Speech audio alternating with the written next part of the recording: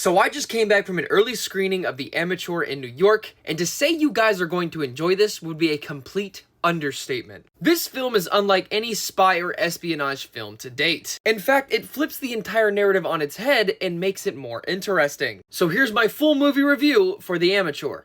Spoiler free, of course. Rami Malek's character in this film is by far a completely different take than what we've seen related to James Bond, Jack Reacher, Jason Bourne, so on and so forth. The CIA operative that works behind the scenes that goes out into the field using his intellect over his brawn to get things done is something we don't usually see. And they pulled this off pretty damn well. And what really contributed to that was the consistency of how each character acted. Charlie Heller, played by Rami Malek, getting things done in the field, doing the impossible when he should be behind the computer getting it done that way, while everyone else who is a field operative either can't stop him or sympathizes with him and actually helps him. And I will say one of the most impressive things about this film is how Rami Malek's character is able to execute his wife's assailants in a Saw-like manner. It kind of makes you understand that in any scenario, brains will always beat brawn if you know what you're doing. While he doesn't have the physical prowess, he definitely has the IQ to make up for it. And while baseline, this is a great film to watch just for fun, there are a few things that really hinder this film in the grand scheme of things. In my personal opinion, I think it lacked depth in some areas. When making an espionage film, there's a lot you have to account for, and building up different characters is something that is very much needed.